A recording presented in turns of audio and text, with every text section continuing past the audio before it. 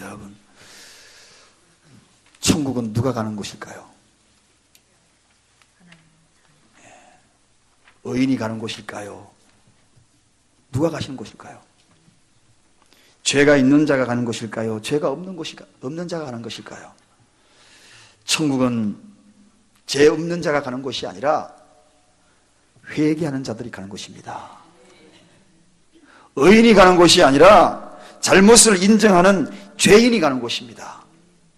사랑하는 여러분, 그래서 오늘은 이 이야기를, 요셉의 이야기, 계속해서 창세기 이야기를 통하여서 여러분에게 좀 전하고자 합니다. 그래서 그 이름하여 제목을 복음으로 가는 길이라는 제목을 정하여서 여러분과 함께 은혜를 나누고자 합니다. 지난주에 우리가 양식이 없어가지고 기근이 들어가지고 죽게 된 이 야곱의 집안의 이야기를 들었습니다. 그런데 많은 사들 중에서 한 사람이 저 애굽의 창고에 가득한 양식이 있다는 소식을 듣습니다. 누가 듣습니까? 야곱이 들었죠. 야곱이 들었죠. 그 야곱이 듣고 이제 드디어 자식들을 애굽으로 보냅니다. 여러분, 오늘 말씀을 잘 따라와야 됩니다.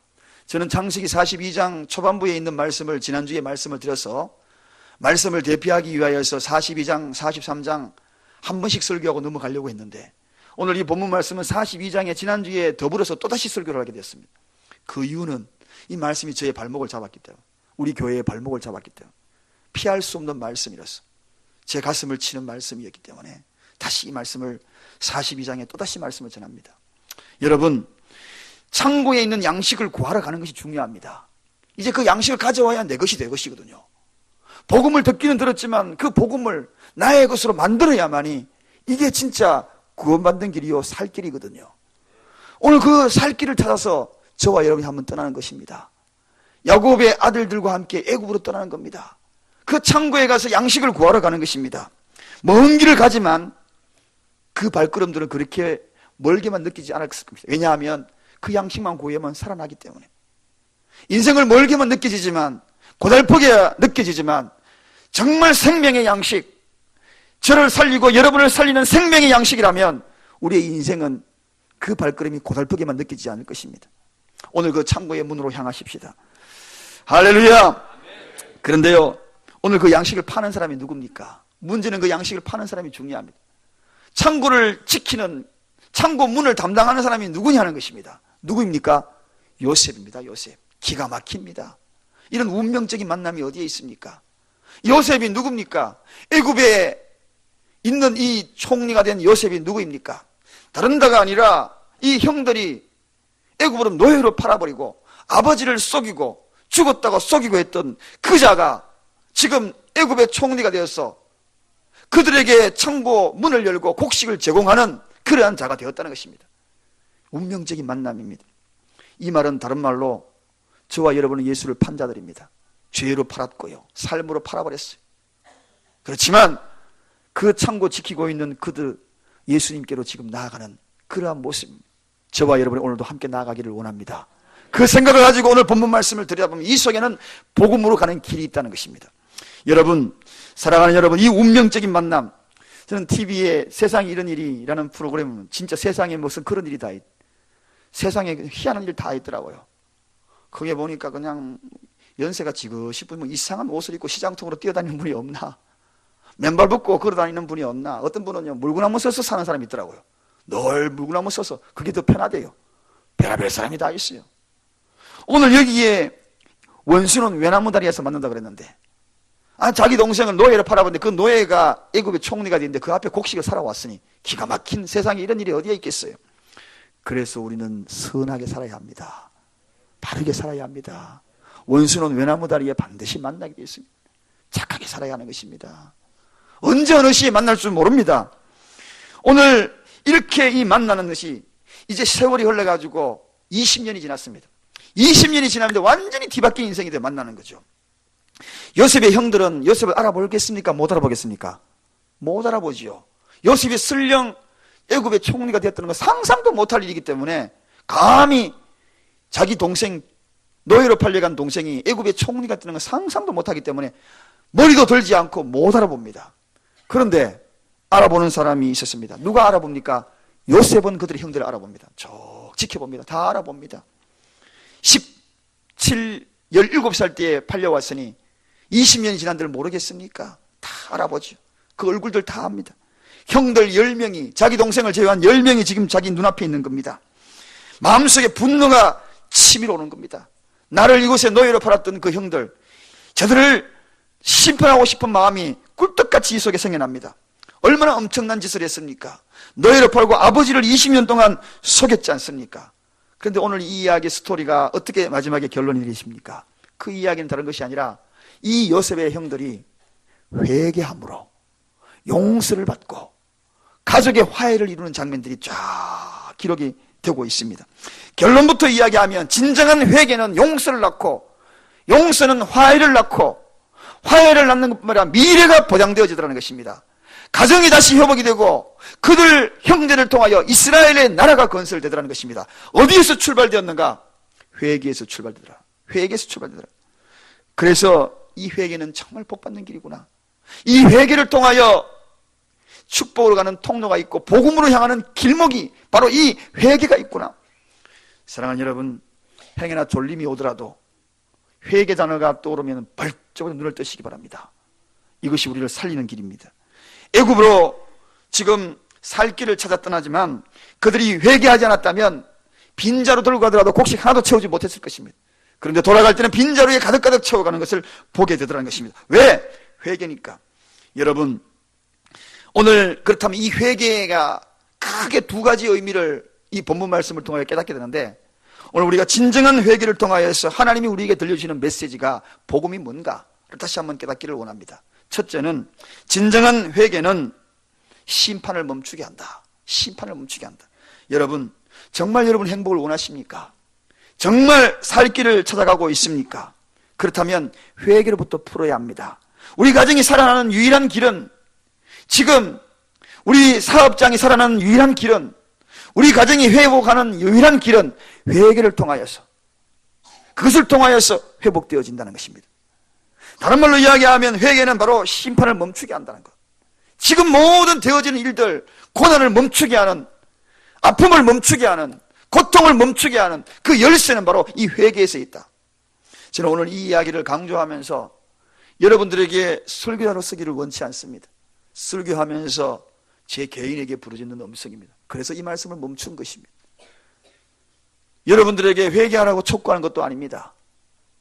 제 자신에게 회개하라고 촉구하는 음성이요, 행여나 이 말씀을 복 있는 기가 들어서 여러분도 함께 동참하기를 원하는 뿐입니다. 진정한 회개는 하나님의 심판을 멈추게 한다. 총리 요셉은 지금 복수할 수 있는 절호의 기회를 맞았습니다. 노예로 팔고 아버지를 속인 이 형들, 이복 형들, 배다른 형제들이 눈앞에 지금 소나게 들어와 있습니다. 20년간을 아버지의 피눈물 나게 속였습니다. 그런데 지금 서서히 그 가식의 문이 벗겨지는 순간입니다. 가식의 가면을 벗기는 순간입니다. 노예로 팔고 죽었다는 그 요셉이 애굽의 총리가 되어서 그들의 가식을 벗기는 순간입니다. 여러분, 언젠가는 우리는 가식의 가면을 다 벗게 될 것입니다. 진실이 다가오면 가식의 둘레를 다 벗게 되는 것이죠. 진리 앞에서는 가식의 가면을 다 벗게 되는 것입니다. 형들은 거짓의 탈을 이제는 벗게 되는 순간입니다. 여러분, 숨겨진 것 언젠가는 다 드러나게 됩니다. 반드시 드러나게 되어 있어요. 20년이 지났잖아요. 20년 지났는데 그게 안 벗겨질 것이라 상상을 못했죠. 숨겨진 미제의 사건으로 끝날 것 같았습니다. 최근 들어 매스컴을 떠들고 있는 사건들 보십시오. 숨겨져 있는 미제의 사건들이 다 밝혀지잖아요. 완전한 것은 없습니다. 여러분, 숨겨져 있는 이 거짓도 반드시 밝혀지지만 진실도 반드시 밝혀진다는 것. 그래서 진실되게 살았다고 억울하게 사는 것도 너무 속상해하지 마시기 바랍니다. 언젠가는 다 밝혀져요. 사실인 것을 밝혀져요. 묵묵히 하나님 앞에 기도하고 나아가게 되면, 아, 그것이 진실이었구나, 그것이 속내였구나, 진짜였구나, 그것이 정말 참으로 나를 위한 길이었구나, 그걸 밝혀진다는 거예요. 오늘 거짓도 언젠가는 밝혀집니다. 해같이 빛날 거예요. 숨겨져 있는 것, 꽁꽁 삼인 것도 언젠가는 밝혀질 거라 생각됩니다. 제가 오래전에 영화를 본 것 중에서 한번 이야기한 적이 있는지는 모르겠는데, 태양이 가득히라는 영화를 본 적이 있습니다. 태양이 가득, 태양을 가득히. 이 영화를 봤는데 그 영화 내용이 이런 내용입니다. 사랑해서 안 될 사람을 사랑한 겁니다. 유행가 가사 같네요. 사랑해서 안 될 사람. 웃으시는 분들은 다 가사를 아시는 분들. 그런데 꼭 그런 분이 계시더라고요. 성경 이야기 안 하면 은혜 못 받는데 세상 유행가 이야기면 은혜 받는 분이 계셔요. 그때 정신을 번쩍 또 그거 내가 아는데, 태양을 가득히라는 이 영화에 사랑하지 말아야 될 사람을 사랑을 하게 돼요. 그것은 가장 가까운 친구의 아내를 사랑한 겁니다. 그러니까 우정을 돈독해야 될 이 친구의 아내를 사랑하니 얼마나 비참한 사랑입니까? 혼자 짝사랑을 하는. 근데 그 사랑을 뺏기 위하여서 아무리 애쓰를 하더라도 그 뺏어줄 수 있는 사랑이 아니잖아요. 그래서 머리를 씁니다.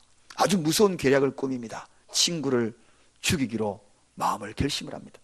그래서 친구를 그냥 죽이면은 그 사건이 들통날까 싶어서 완전하게 이 지구상에서 기억되지 아니할 그런 계기를 꾸미죠.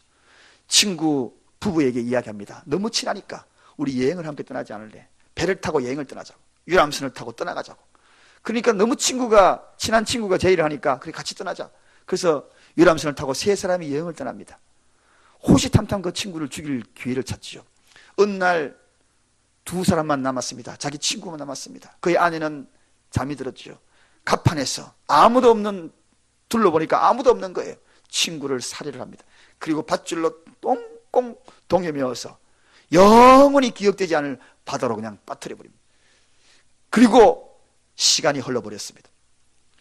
남편이 죽었으니까 이 아내는 얼마나 슬프겠습니까? 시리에 빠지지요. 배가 드디어 정착을 하고 정말 낙심한 이 친구의 아내에게 다가갑니다. 내가 도와줄게, 위로해줄게. 눈물도 같이 흘려줍니다. 가식의 눈물이지요. 가식의 눈물이지요. 그 눈물을 흘립니다. 그 눈물을 흘리고 난 다음에 그 동정심에 이 친구의 아내가 이제 마음이 녹아지기 시작하고 두 사람이 가까워져서 또 사랑을 하게 됩니다. 목적을 달성한 겁니다. 아무도 본 사람이 없어요. 미제 사건으로 끝나는 그 시점입니다. 두 사람은 이제 사랑을 하게 되고 어느 날 바닷가에서 석양의 노을이 아주 멋지게 깃드는 그런 날 두 사람은 와인잔을 짱그랑 하면서 우리 앞으로 행복하게 살자 하고 바닷가를 바라봅니다. 그때 저 멀리서 배 한 척이 들어오고 있지요. 그 배를 보니까 언젠가 자기가 탔던 배입니다. 유람선이죠. 붕 하고 들어오는데 그 뒤에 보니까 뭐가 줄 딸려나온 게 하나 있어요. 뒤 꽁무니에. 그게 보니까 자기가 밀어뜨렸는데 그 끈이 너풀너풀해가지고 그 배에다가 뒤에 매달려가지고 쭉 딸려오고 있거든요. 그게 마지막 영화의 장면입니다. 여러분, 그 결과 그 뒤에 어떻게 됐겠어요? 살인했다는 것이 밝혀지지 않겠어요? 서서히 그 뒤에는 가면이 벗겨졌을 것입니다. 진실은 드러나고 가식도 드러난다. 사랑하는 여러분, 그 영화를 보면서 가식의 탈을 쓰고 있는 모든 걸 언젠가는 밝혀진다. 요셉의 형제들 보십시오. 언젠가는 밝혀지는 것입니다. 자기들이 죽였다고 생각했고 노예로 팔았던 거 그냥 미제 속에 남을 것 같지만 언젠가는 밝혀지는 것입니다. 이 영화와 마찬가지입니다. 20년이 지났지만은 그것은 지워진 것이 아닙니다. 밝혀지는 것입니다. 사랑하는 여러분, 여기에서 이 이야기가 끝나버렸으면 이 야곱의 집안 요셉의 형제들은 영원히 심판으로서 끝났을 것입니다. 그런데 오늘 이 이야기를 읽어가다 보면 또 다른 하나의 사건이 있어집니다. 그것은 뭐냐? 심판이 임하기 전에 요셉은 그의 형제들에게 기회를 줍니다. 무슨 기회? 회개의 기회를 줬다는 것입니다. 할렐루야. 오늘 하나님의 심판이 이르기 전에 저와 여러분의 생명을 연장시키는 그 이유는 회개의 기회를 준 것입니다. 우리의 생명을 거두지 아니하고 아직도 내 생명을 이곳에 있게 한 것은, 저에게 생명을 이곳까지 연장시켜 주신 것은, 지난밤에 내 생명을 취하지 아니하고 신었던 그 신발을 다시 신고 이 자리에 올 수 있었던 것은, 그것은 저에게 회개의 기회를 준 것입니다. 사랑하는 여러분, 바로 이 요셉의 형제들에게 요셉은 회개의 기회를 줍니다. 그 회개의 기회, 여러분, 회개는 심판을 멈추게 하는 능력이 있습니다. 지옥으로 가는 발걸음을 천국으로 옮기는 능력이 있습니다. 죽어가는 가정에 살리는 그러한 능력이 있습니다. 온 가족을 회복해야 하는 능력이 있습니다. 그들의 미래를 보장하는 능력이 있습니다. 그들의 미래가 어디에 있습니까? 그들의 미래는 이스라엘 나라를 세우는 미래입니다. 가족만 회복된 것이 아닙니다. 이스라엘 나라의 조상이 되어서 그 형제들을 통하여 각 지파의 부족장이 되고 아버지 이름을 통하여서 이스라엘이라는 나라가 세워집니다. 어디에서 출발되었습니까? 회개에서. 여러분, 여러분의 가정이 진정으로 세워지기를 원하십니까? 진정으로 이 나라가 세워지기를 원하십니까? 진정 이 교회가 세워지기를 원합니까? 그렇다면 회개에서 출발하는 것입니다. 회개. 이 요셉은 바로 회개를 촉구하지 않았습니다. 스스로 회개하기를 만들었습니다. 스스로 기회를 줬다는 것입니다. 회개의 기회를 줬다는 것입니다. 죄를 지적하면서 네가 회개라 이렇게 하지 아니하고 기회를 줬다는 것입니다. 오늘 하나님은 우리에게 기회를 주십니다. 무슨 기회를? 회개의 기회를 줬습니다. 회개하는 것은 자유의지입니다. 인간에게 자유의지로 회개하든 안 하든 누구에게나 다 자유입니다. 그러나 복 있는 자가 되어서 회개를 통하여 가정이 세워지고 교회가 세워지고 이 나라가 세워지는 역사를 경험하기를 바랍니다. 오늘 이 요셉이 기회를 어떻게 줍니까? 가족관계를 묻습니다. 가족이 어떻게 됩니까? 당신들이 지금 내 앞에 왔는데 가족이 어떻게 되냐? 자식들은 몇 명입니까? 아버지는 누굽니까? 여러분, 이 질문에 어떻게 대답해야 하나요? 이 형제들이 어떻게 대답하는 것이 정답입니까? 우리 형제들은 12명입니다 해도 거짓말입니다. 왜? 지금 한 명이 없잖아요. 11명이라고 해도 거짓말입니다. 왜? 요셉이 있었잖아요. 진퇴양난입니다. 피할 수 없는 길입니다. 운명의 시간이 다가왔습니다. 깨달으라는 이야기입니다. 오늘 말씀을 통하여서 진퇴양난입니다. 우리는 피할 수 없어요. 하나님의 말씀이 임할 때에 우리는 피할 수 없이 이 회개의 기회에 우리를 내려놓는 그 순간에 우리 가정이 살아날 것입니다. 모든 것은 통로를 잘 찾아야 합니다. 통로를 찾지 아니하면은 미로를 헤매는 인생이 됩니다. 그래서 통로를 찾을 때는 끝까지 목적지까지 가는 거예요. 복음으로 가는 통로가 어디 있느냐? 그 통로는 바로 회개입니다. 할렐루야. 죽을 짓을 했지만 살아나는 길이 있습니다. 그 가정이 지금 양식으로 굶어 죽게 되었지만 그 가정이 살아나는 길이 있습니다.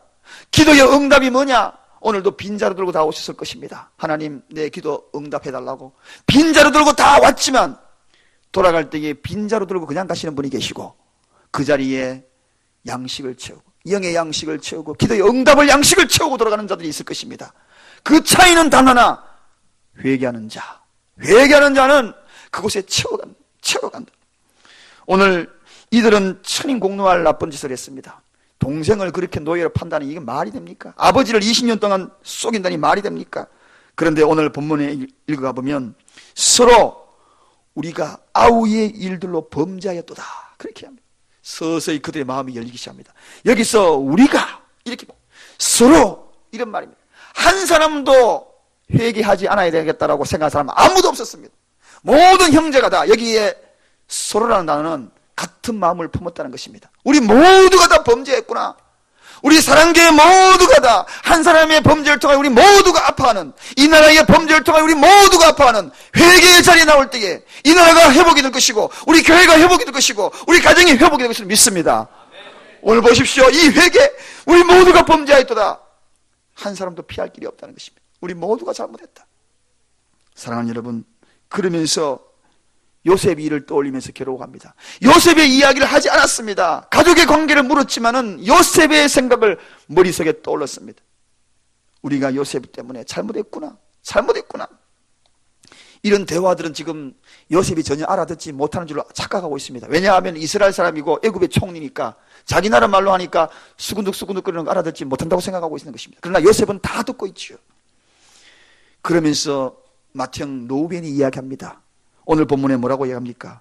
우리가 잘못한 그것을, 그 피값을 치르게 되었다고. 피값을 치르게 되었다. 여러분, 이 피는 소중한 이스라엘의 회개의 방법입니다. 속죄대에 들어갈 때에 짐승을 잡아서 피를 제단에 뿌립니다. 이 이야기는 내가 죽어서 피를 뿌리는 그런 회개를 하겠다는 것입니다. 이 피는 회개의 능력이 있습니다. 여러분, 사순절을 보내고 있습니다. 이제 고난주간을 맞이하게 될 것입니다.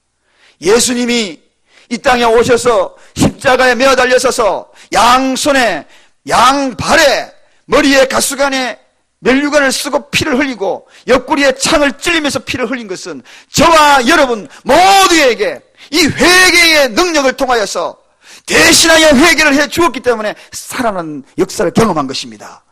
이 피는 바로 회개의 놀라운 역사가 있는 피의 회개. 여러분, 이 요셉은 형들이 이 피해 회개를 이야기하는 모습으로 깜짝 놀랍니다. 심지어 오늘 성경에 보니까 이 피해 회개는 진실된 회개거든요. 모두가 다 우리는 핏값을 우리가 감당하더라도 이 잘못을 하나님 앞에 회개하자, 이 이야기를 통하여서 요셉이 감동을 합니다. 너무나 복받쳐 오르는 이 감동이 오늘 본문에 어떻게 합니까? 옆방에 가가지고 펑펑 웁니다. 여러분, 원수가 회개하니까 옆방에 가가지고 펑펑 웁니다. 회개는 눈물 나게 만듭니다. 원수를 눈물 나게 만듭니다. 진정한 회개는 원수를 감동을 줍니다. 사랑하는 여러분, 그렇지 아니하였다면, 이 회개가 없다면 심판이 임해질 수 있습니다. 끝까지 요셉 앞에 거짓말을 시키고 그랬다면 요셉은 애굽의 국법으로 다스릴 수도 있습니다. 그러나 그들이 핏값으로도 우리 죽었으라도 그 죄의 대값을 치르자, 이 이야기에 요셉은 감동하고 원수가 원수처럼 느껴지지 아니하고 옆방에 가지고 방성대고 펑펑 울었다는 이야기입니다. 여러분, 회개는 능력이 있습니다. 할렐루야. 능력이 있습니다. 이 회개는 심판을 멈추게 합니다. 심판을 멈추게 하는 것으로 끝나지 아니하고 온 가족을 살립니다. 살기를 원하시고 다시 가정이 회복이 되기를 원하시고, 그리고 죽었던 내 영이 회복이 되기를 원한다면 회개하는 겁니다. 회개하는 겁니다. 솔직히 요셉의 이야기가 우리가 앞에서 계속 묵상해 왔지만, 앞에서 요셉이 울었다는 이야기 있습니까? 없습니까? 1번 있었다, 2번 없었다. 없었어요. 없었어요.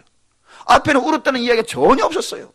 근데 오늘 이 순간부터 지금 요셉이 울기 시작합니다. 이 뒤에도 보니까 또 울어요. 형제끼리 이제는 다 공개하고 가슴을 안고 웁니다. 여러분, 이처럼 회개의 능력은 사람을 울게 만들어요. 원수처럼 여겼던 그들 앞에서 요셉은 울게 만들어요. 우리가 진정으로 회개하면 하나님이 우시는 것입니다. 할렐루야. 하나님이 우시는 거예요. 감동보다 우시는 거예요. 우리가 회개하고 하나님 앞에 돌아오면 하나님은 두 팔 벌려 우시는 거예요. 회개는 무너져가는 야곱의 가문을 살리는 능력을 발휘합니다. 이 사순절을 보내면서 하나님은 우리에게 기회를 주셨어요. 시몬이라는 형제를 요셉은 거둬들이고 베냐민을 불러와라, 그렇게 이야기를 합니다. 그 베냐민을 불러와라고 이야기를 할 때에 여러분, 그들의 마음이 얼마나 무너졌겠습니까? 베냐민이 떠오르지 아니하고 누가 떠올랐겠습니까? 요셉이 떠올랐다. 요셉이 떠올랐다. 여러분, 사랑하는 여러분, 저는 오늘 이 회개의 능력을 바라보면서 하나님께서 오늘 이 시간도 우리의 회개의 능력으로 인하여서 그분이 우시는 그러한 일이 우리 교회도 일어나기를 원합니다. 그러면 우리 교회가 사는 거예요. 이곳에 소속된 우리 모두가 사는 거예요. 한 명도 나고자 없이 모든 소속된 가정들이 사는 거예요. 회개는 무너진 가정을 세우는 놀라운 능력이 있습니다. 혼탁한 이 나라를 살리는 능력이 있습니다. 여러분, 시몬 형제 한 명을 감옥에 가둘 테니까 3일간 가둬놓을 테니까 3일 동안에 베냐민을 데리고 와라. 여러분, 이 이야기는 뭡니까? 회개의 기회를 주면서 3일을 기회를 준 거예요. 이 사순절 기간 동안에 우리 교회에 하나님이 기회를 주셨어요. 그래서 43장 창세기로 넘어가지 못하도록 발목을 꽉 잡아버렸어요. 우리 교회 하나님은 회개를 요구하고 있어요. 저에게 회개를 요구하고 있었습니다. 3일을 기회를 줬던 것처럼 이 사순절 기간 동안에 하나님은 우리를 향하여 회개의 발목을 잡았습니다. 기회를 주신 것입니다. 이 회개의 기회 동안에 우리 하나님 앞에 철저히 내려놓으십시다. 저도 내려놓고 여러분도 내려놓고 다 내려놓는 것입니다. 요셉을 향하여서 시기와 질투와 음모와 갖가지 형제들이 꾸몄던 그 모든 것들이 다 무너지는 순간입니다. 살아나는 길이 보입니다. 그들만 살아나는 것이 아니라 가정도 살아나는 길이 보입니다. 20년이라는 분노 속에, 아픔 속에 있었던 모든 것이 눈 녹듯 녹아지는 역사를 경험하게 되는 것입니다. 할렐루야. 우리에게 기회를 주셨어요. 어떻게 하실래요? 어떻게 하실래요? 제가 전에 사역을 할 때에 거기에서 교회에서 하나님이 이런 말씀을 주신 거예요. 우리 교회가 너무 갑자기 막 소란이 있는 거예요. 너무 시끄럽고. 무엇을 했겠어요? 하나님 앞에 엎드려 회개했습니다. 그래서 회개하기 위하여서 날을 잡았고 주일날 날짜를 잡았어요. 하나님 우리 교회에 요구하시는 게 뭘까? 그 회개를 요구하신다. 1907년도에 장대현 교회에서 한 장로님 앞에 나와서 회개를 하나님 앞에 구할 때에 그 교회가 성령의 바람이 불기 시작했습니다. 줄줄이 나와서 나는 이런 거 잘못했습니다. 나는 잘못했습니다. 이렇게 이야기했습니다. 그 일들을 전에 있는 교회에서 실제 예배 시간에 한 겁니다. 오늘은 하지 않겠습니다. 실제 제가 제일 먼저 하나님 앞에 회개하고, 그리고 제일 연세 많은 장로님이 나와서 회개하고, 권사님들 나오고, 안수 입사님 나오고, 온통 울음바다가 되어버렸어요. 울음바다가 되어버렸어요. 회개에 기회올 때 회개하자. 어수선한 교회 분위기, 가정 분위기 다 내려놓고 하나님 앞에 회개하자. 우리가 살 길은 하나님 앞에 회개하는 길이다. 그리고 난 다음에 대표로 제가 장로님을 세족식을 했어요. 다들 펑펑 울었어요. 그런데 한 사람이 자리에서 벌떡 일어나가지고 그냥 나가버리더라고요. 내가 회개할 것이 뭐가 있냐? 그러면서 나가버리더라고요. 그리고 그 사람은 돌아오지 않았습니다. 유리하다가 그 다음에 어떻게 됐는지 제가 결과를 말씀드리지 않겠어요. 회개할 기회에 하나님이 회개할 기회를 주셨을 때 우리 오늘 이 시간에 어떤 것들을 제껴놓고 하나님 앞에 회개하는 것입니다. 회개는 강력한 힘이 있는 것입니다. 빈자로 들고 왔다가 빈자로 들고 가지 않기를 주님의 이름으로 축원드립니다. 그 속에 생명의 양식을 담아가기를 주님의 이름으로 축원드립니다. 회개가 결여된 사람은 회개 시간에 오히려 불평과 원망을 드러놓을 수도 있습니다. 내가 무엇을 회개해야 한다는 것이야. 그러나 오늘 이 속에는 복음이 있습니다. 요셉의 형제들을 바라보십시오. 그들은 회개합니다. 내가 빚값을 지불했어도 나는 이 문제를 짚고 넘어가겠습니다.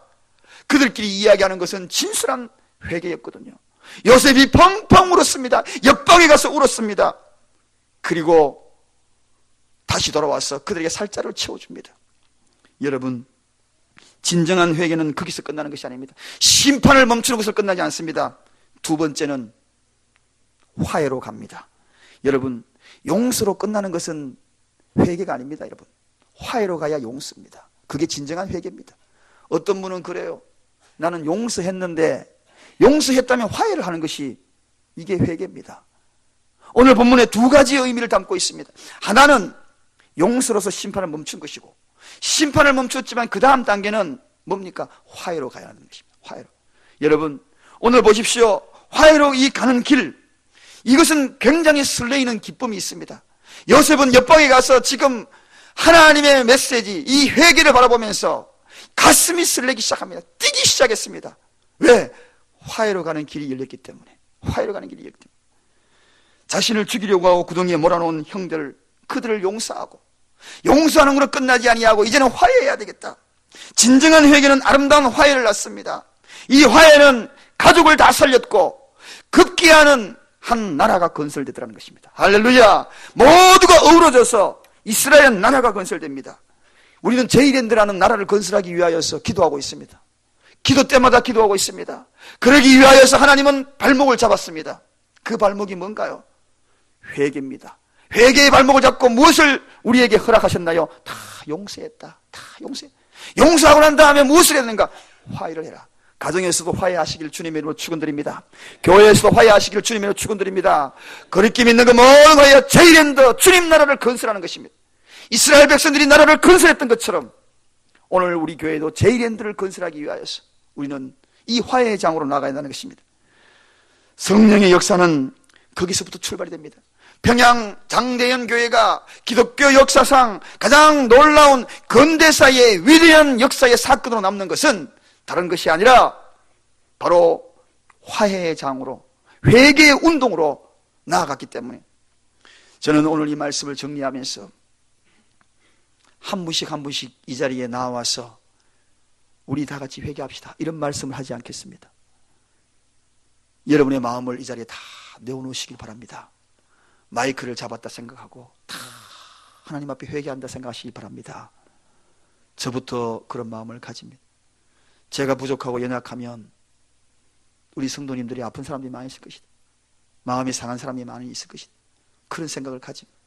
오늘 이 자리에 모든 것 용서하십시오. 회개 다음은 용서요. 용서 다음에는 화해요. 여러분의 가정에도 그런 은혜가 있기를 바랍니다. 이 말씀이 전해질 때에 요셉의 형제들은 기회가 주었을 때 다른 거 다 떠오르지 않았습니다. 요셉, 요셉, 요셉. 오직 요셉의 얼굴만 떠오른 겁니다. 그 요셉, 베냐민을 불러오라 그러는데 요셉의 얼굴이 떠올랐다는 것입니다. 오늘도 요셉의 얼굴이 떠오르시고 한 사건이 또 떠오르기 바랍니다. 회개해야 될 사건들. 그래요. 그거. 오늘 주님 앞에 십자가 앞에 내려놓으십시다. 사순절을 맞이하여서 하나님 앞에 다 내려놓고 제1인들을 만들어 가십시다. 예수 그리스도의 나라를 이곳에 건설하십시다. 여러분의 가정에 건설하시기를 주님으로 축원드립니다. 진정한 회개는 심판을 멈추게 합니다. 진정한 회개는 아름다운 화해를 낳고 나라를 건설하게 만듭니다. 이 말씀을 가지고 한 주 동안 살아가는 여러분이 되시기 바랍니다. 끝으로 한 가지 이야기만 마치려고 합니다. 공천위원회가 구성이 되었는데, 구성이 되어서 장로님의 피택이 되어야 될 내용들을 쭉 해가지고 1번, 2번, 3번 그것을 공천위원회에 나눠드렸습니다. 조만간에 다 공개를 할 것입니다. 그런데 그것을 받아들고 어느 날 한 장로님이 저에게 찾아오셨어요. 목사님, 너무 부끄럽습니다. 감히 공천을 할 수 없습니다. 장로로서 감당하지 못했던 것들이 너무 해서 하나님 앞에 너무 죄스러웠어. 목사님, 그러면서 눈물을 쭉 흘리시. 저도 눈가에 눈물이 고였어요.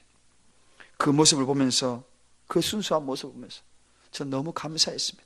그런 마음으로 공천을 할 수 있다면 얼마나 감사. 그래서 저도 이렇게 이야기했어요. 제가 설교 제목을 정하면서 다 지켜서 설교한다 그러면 설교할 거 아무것도 없습니다.